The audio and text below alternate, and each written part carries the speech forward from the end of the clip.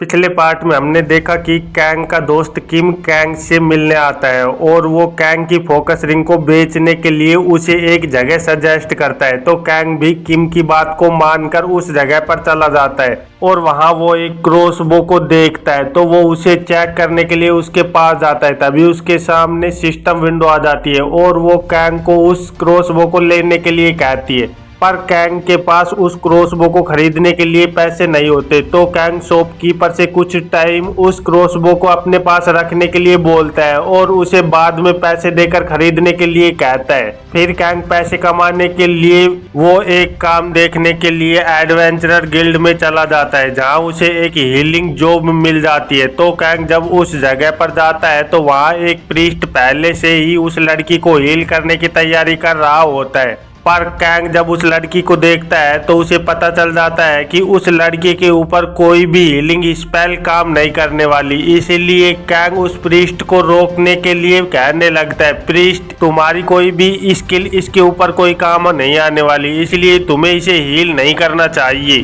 पर पेशेंट्स की दोस्त लीजा कैंग को रूम से बाहर निकाल देती है और वो प्रीस्ट उस लड़की को हील करने लग जाता है। इस चैप्टर की शुरुआत में हम देखते हैं कि उस प्रीस्ट की हीलिंग कोई काम नहीं आ रही होती, तो वो बहुत ही ज्यादा कंफ्यूज हो जाता है कि आखिरकार यहाँ हो क्या रहा है। फिर प्रीस्ट अपनी फुल पावर लगाकर डिवाइन हीलिंग स्किल का यूज करने लगता है, पर उसका भी कोई असर उस घाव पर नहीं पड़ रहा होता और उस घाव से लगातार ब्लीडिंग हो रही होती है, जिसे देखकर प्रीस्ट कहने लगता है, ये नहीं हो सकता, पता नहीं क्यों पर इस पर मेरी कोई भी हीलिंग स्पेल काम नहीं कर रही है। मुझे सच में नहीं समझ आ रहा है कि मुझे अब क्या करना चाहिए। तो ये सुनकर फादर के पास में खड़ी लीजा भी बहुत ज्यादा घबरा जाती है और वो फादर को बोलने लगती है, फादर ये क्या हो रहा है, आपकी हीलिंग काम क्यों नहीं कर रही है, इसका ब्लड तो रुक ही नहीं रहा है, अगर ये ऐसे ही इसका ब्लड यहाँ से निकलता रहा तो ये पक्का ही मर जाएगी। और फिर वो अपने मन में सोचने लगती है, ये तो वैसा ही हो रहा है जैसा उस पहले वाले हीलर ने बोला था, पर मैंने सोचा था कि प्रीस्ट ऑफ एल्बर इसे सही कर सकते हैं, इसलिए मैंने उसे भगा दिया। क्या यहाँ कोई ऐसा नहीं है जो मेरी दोस्त को ठीक कर सके।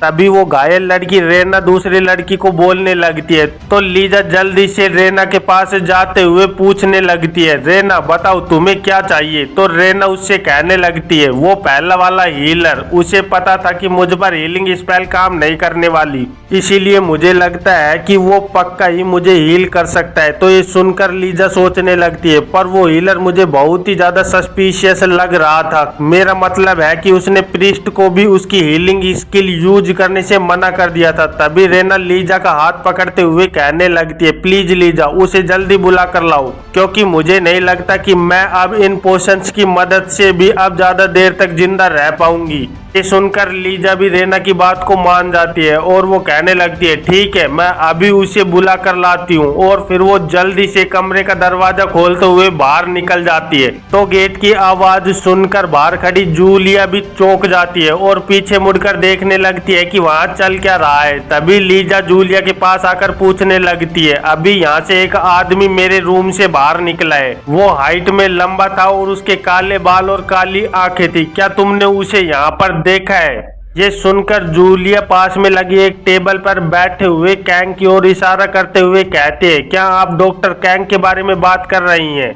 और फिर हम कैंग को देखते हैं जो कि वहीं पर बड़ी स्टाइल से बैठा हुआ होता है और पूछता है, क्या वो सही हो गई है। तो लीजा बताने लगती है, तुम सही कह रहे थे कि फादर की कोई भी डिवाइन हीलिंग उस पर कोई काम नहीं आने वाली और वो काम भी नहीं कर रही है, पर तुम्हें पता है कि आखिर प्रॉब्लम क्या है, मैं सही कह रही हूँ ना। तो कैंग कहता है, हाँ शायद मुझे पता है, तो अब तुम चाहती हो कि मैं उसे हील करूं, सही बात है ना। तो लीजा कहने लगती है, मैंने तुम्हें पहले गलत समझ लिया था, क्योंकि मुझे ऐसा लगा था कि तुम ऐसे बोल रहे हो कि अब इसका कुछ नहीं किया जा सकता। तो ये सुनकर कैंग कहने लगता है, पर तुम उस हीलिंग स्किल की मदद से कुछ भी नहीं कर पाई, इसलिए तुम्हें अब मेरी मदद की जरूरत है। तो लीजा कहने लगती है, पहले मुझे लगा था कि बस प्रॉब्लम ये है कि हमें ऐसा कोई पावरफुल हीलर नहीं मिला है जो कि इसे हील कर पाए, इसलिए मैंने सोचा कि प्रीस्ट ऑफ एल्बर ऐसा कर सकते हैं, इसीलिए उस वक्त मैंने आपको गलत समझ लिया था। मुझे पता है कि मैं ये कहने का कोई हक नहीं रखती हूँ, लेकिन फिर भी। और फिर हम देखते हैं कि लीजा जल्दी से अपना सर कैंग के सामने झुका देती है और कहने लगती है, प्लीज प्लीज मेरे कंपेनियन को बचा लो। और अपने मन में ही सोच रही होती है, इसे अपने रूम से इस तरह से धक्के मार कर निकाल कर मैं इससे हेल्प मांग रही हूँ। सच में ये वैसे तो बहुत ही ज्यादा शेमलेस बात है, पर मुझे अपनी दोस्त को बचाने के लिए इतना तो करना ही होगा। और हम देखते हैं कि वो उस कैंग के सामने सर झुकाई खड़ी हुई होती है। तभी कैंग कहता है, आखिरकार तुम वहां पर क्या कर रही हो। तो ये देखकर लीजा भी कंफ्यूज हो जाती है कि कैंग उस रूम की ओर जा रहा होता है। तो कैंग कहने लगता है, चलो फिर, मुझे पेशेंट को जल्दी से चेक करना है, इसीलिए तुम्हें थोड़ी जल्दी करनी होगी। तो कैंग की ये बात सुनकर लीजा की आंखों से आंसू आने लगते हैं और वो सोचने लगती है, मैंने सोचा था कि ये मुझे मना करने वाला है। और फिर हम देखते हैं कि कैंग रूम के अंदर जाकर प्रीत से कह रहा होता है, तुम्हें इसके ऊपर कोई भी स्किल यूज करने से पहले इसके घाव का कारण पता लगा लेना चाहिए था, फादर हेर्थ। इधर हम फादर हेर्थ को देखते हैं जो कि यही सोच रहा होता है, आखिरकार इसमें प्रॉब्लम क्या है, क्या मेरी हीलिंग स्किल इतनी ज्यादा पावरफुल नहीं है। पर ऐसा नहीं हो सकता क्योंकि मेरी हीलिंग स्किल बहुत ही ज्यादा अच्छी है। तो कैंग प्रीस्ट को बताने लगता है, मैंने तुम्हें पहले ही बताया था कि इसके ऊपर कोई भी स्किल काम नहीं आने वाली है, इसलिए तुम्हें अपना टाइम वेस्ट नहीं करना चाहिए। तो ये सुनकर प्रीस्ट पूछने लगता है, आखिरकार तुम कहना क्या चाहते हो, क्या इसे जहर दिया गया है। अगर ऐसी बात है तो मैं तुम्हें बता देना चाहता हूँ कि मैं सिर्फ हीलिंग स्किल में ही एक्सपर्ट नहीं हूँ, बल्कि मैंने 100 से भी ज्यादा पॉइजन पर स्टडी की है और मैं उन्हें हटाने में बहुत ही ज्यादा स्किल रखता हूँ। इसीलिए मैं तुझे बता रहा हूँ कि मैं पॉइजन के बारे में अपनी नॉलेज के ऊपर फुल्ली कॉन्फिडेंट हूँ और मैं प्रॉमिस करता हूँ कि ये पॉइजन नहीं है। इधर हम देखते हैं कि प्रीस्ट की बात कैंग आराम से सुन रहा होता है और अपने मन में सोच रहा होता है, सच में ये अपने बारे में खुद कितनी ज्यादा बड़ाई कर रहा है, क्या सारे के सारे हीलर ऐसे ही होते हैं। और फिर प्रीस्ट से कहने लगता है, तुम सही कह रहे हो, पर मैंने ऐसा नहीं कहा कि ये पॉइजन्ड है। फिर हम देखते हैं कि कैंग रेना के पास जाते हुए उससे पूछने लगता है, आखिरकार तुम्हारा नाम क्या है। तो वो बताने लगती है, मेरा नाम रेना है। तो ये सुनकर कैंग उससे कहता है, रेना पहले मुझे तुम्हारे घाव को देखना होगा। और फिर उस घाव को देखते हुए वो रेना से पूछने लगता है, आखिरकार तुम्हें ये कब हर्ट हुआ था। तो रेना बताने लगती है, इस हमले को हुए 1 हफ्ता हो चुका है। मैं जब हैंड विलेज जा रही थी तब रास्ते में एक रॉक मॉल ने मेरे ऊपर अटैक कर दिया था। वैसे तो वो कोई ज्यादा खतरनाक मॉन्स्टर नहीं था, इसलिए मैंने उसके बारे में ज्यादा नहीं सोचा, लेकिन अब इस वक्त मेरी हालत बहुत ही ज्यादा खराब हो गई है। लेकिन तभी लीजा बीच में बोलने लगती है, लेकिन सबसे ज्यादा स्ट्रेंज बात तो ये है कि मैं भी अटैक के बीच में थी और मुझे तो उससे कोई भी फर्क नहीं पड़ा है। तो इधर हम देखते हैं कि कैंग थोड़ा कंफ्यूज होता है और वो पूछने लगता है, क्या जब रॉक मॉल ने तुम्हारे ऊपर अटैक किया था तो तुम उसके तुरंत बाद ही विलेज की तरफ आ गई थी। तो वो बताने लगती है, नहीं, इसके बाद जब हम जंगल के रास्ते से आ रहे थे तभी हमारे पीछे गोबलिन्स पड़ गए थे और फिर जब हम उनसे बचकर निकलकर मऊका स्वाम्प के अंदर से निकल रहे थे तो हमारे पीछे क्रोकोडाइल भी पड़े थे। तो ये सुनकर प्रीस्ट भी अपने मन में सोच रहा होता है, सच में ये तो एक ही दिन में बहुत ही ज्यादा बड़ी मुसीबतों में पड़े थे, पर फिर भी ये सरवाइव कर गए।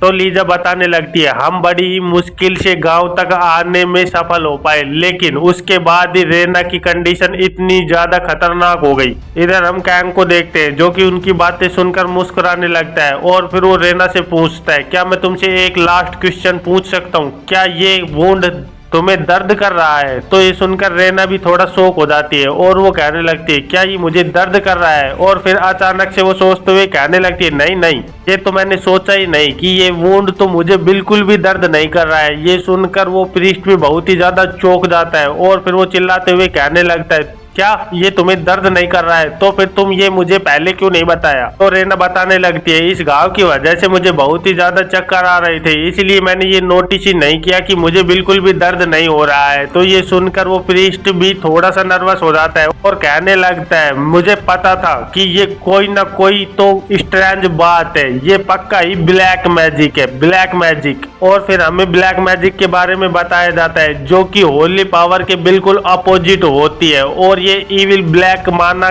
से रिलेटेड एक स्किल होती है। और फिर प्रीस्ट बताने लगता है इसमें कोई वंडर की बात नहीं है कि मेरी स्किल इसके ऊपर काम नहीं कर रही थी, क्योंकि ये एक क्रश था। पर तभी हम देखते हैं कि कैंग बीच में बोलते हुए कहने लगता है रिलैक्स, ये कोई ब्लैक मैजिक नहीं है, क्योंकि अगर ये कोई कर्स होता तो जब तुम इसे हील करने के लिए अपनी होली पावर का यूज करते तो वो इससे रिएक्ट करता और इसे अपने वुंड में बहुत ही ज्यादा दर्द करता।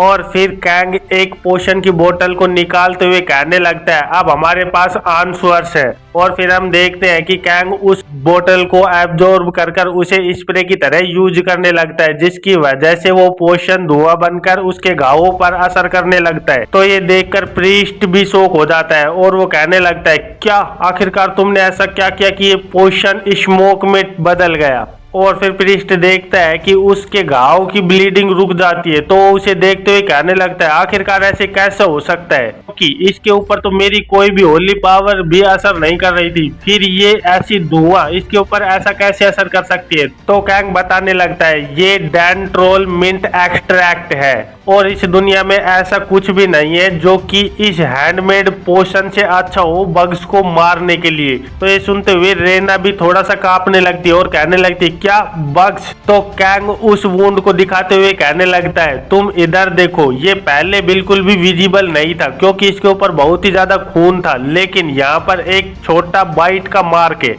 और जैसा कि तुमने मुझे पहले बताया कि तुम मोका स्वाम्प के अंदर से निकलते हुए आई हो और तुम्हें पता होना चाहिए वहां पर बहुत ही ज्यादा मात्रा में बग मॉन्स्टर रहते हैं, और जब तुम वहां से गुजर रही थी तब तुम्हारा घाव खुला हुआ था, इसीलिए वो तुम्हारे ऊपर अटैक करने में कामयाब हो पाए। तो ये सुनकर रेना भी कहने लगती है हाँ तुम सही कह रहे हो, क्योंकि उस वक्त हमारे पास ऐसा कुछ भी नहीं था जिससे हम फर्स्ट एड कर पाए, इसीलिए मैं थोड़ा सा लापरवाह हो गई थी। पर ये तो लीजा के साथ भी होना चाहिए था क्योंकि वो भी मेरे साथ थी और उसे भी उस वक्त चोट लगी थी। तो ये सुनते हुए कैंग लीजा से पूछने लगता है तुम्हें आखिरकार जब रॉक मॉल ने अटैक किया था तो कहाँ पर चोट लगी थी। तो लीजा बताने लगती है उस वक्त मुझे अपने हाथ पर और गाल के ऊपर कुछ स्क्रैच आए थे और रेना के जस्ट एक पैर पर। और ये बोलते हुए अचानक से लीजा बहुत ही ज्यादा चौंक जाती है और वो कहने लगती है हाँ रेना ही इकलौती वो थी जिसका घाव पानी के कांटेक्ट में था,